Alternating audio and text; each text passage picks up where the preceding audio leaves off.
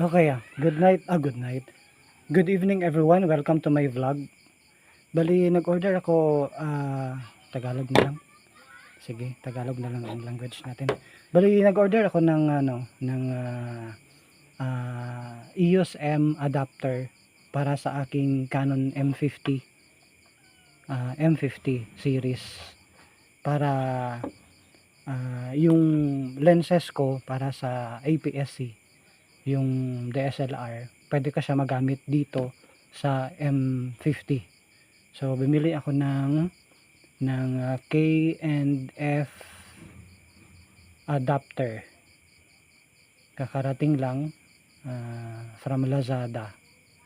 So ito yung box. Sana maging compatible siya. Pero nakalagay dito sa description ay para sa Sony, Canon, Fujifilm, Nikon, Lumix, DJI, Insta360 and more. So from JG Camera. Pero ang review ko ngayon ay hindi siya sponsored. This is not a sponsored video review. EOS M Mark II. So sana magkasya. Yan siya. Ito yung mga feature niya. Kita ba? Medyo malabo.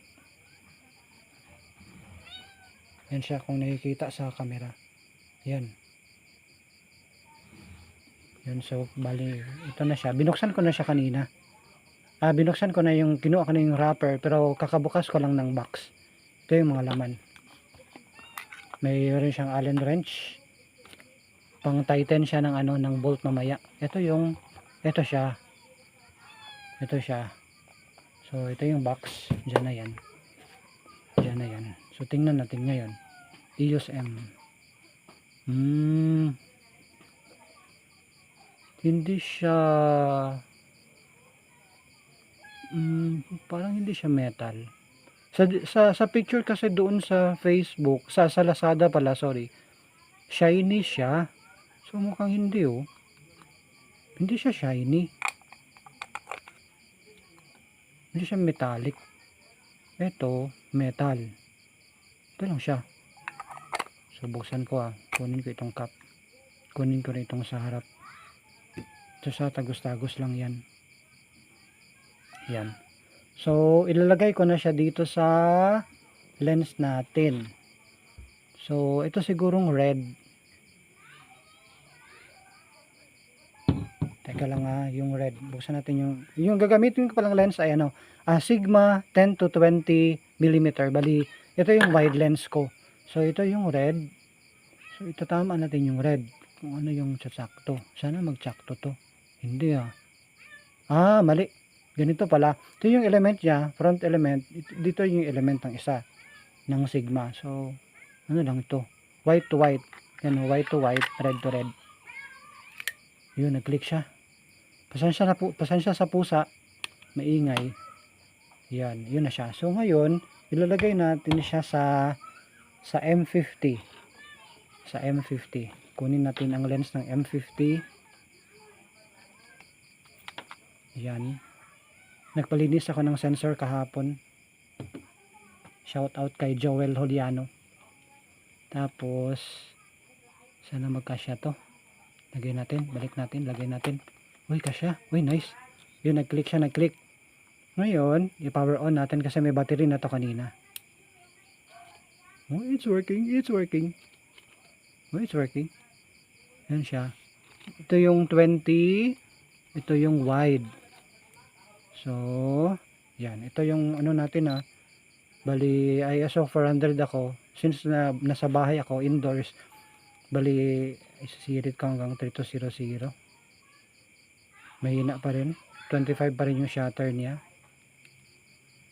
Okay, nagwo-work. Responsive yung aperture priority niya.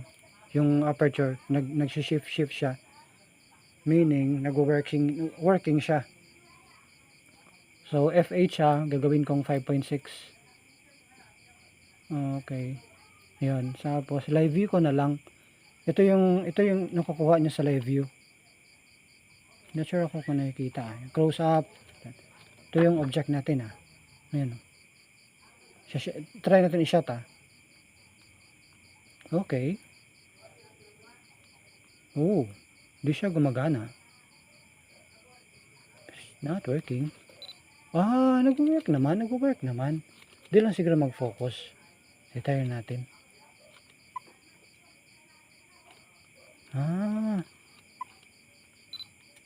Yun.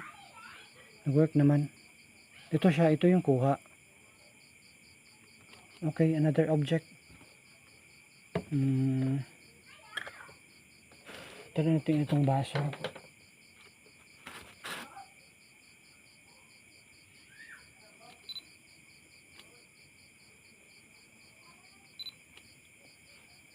Close up natin. Okay. Kuha ako naman. Try ko mag-video. Video mode. Video mode. Yan, video mode na tayo. Okay lang natin. Okay. So, ito yung video mode niya. Nagpo-focus naman siya. Gumagana naman yung focus. Ayun. Gumagana. I-try natin i-on yung video. Paano kaya to? Paano kayo mag-video?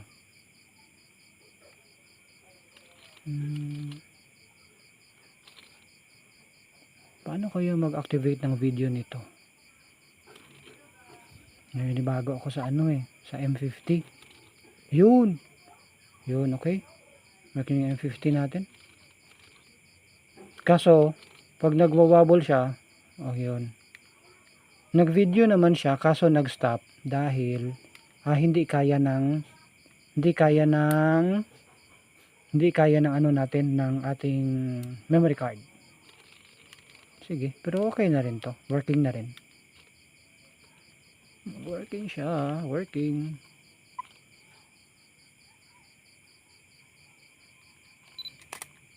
Ayan. Okay, thank you po. So, working naman ang ating K&F EOS M autofocus.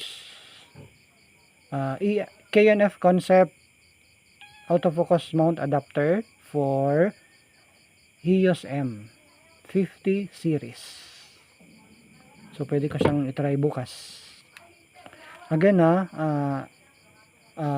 hindi ito, ang review ko ay hindi sponsored. This is not a sponsored video review.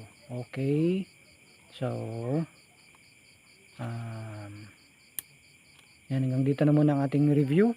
At working siya. Mura naman. 1,900 mahigit ang presyo nito eh. Yan. Yung courier pala ng item ay Flash Express. Ayan, so thank you so much. If you find this video valuable, you can subscribe to my channel, Doniel Aguirre 9254. Yan. Happy ati-atihan. Viva kay Senyor Santo Niño.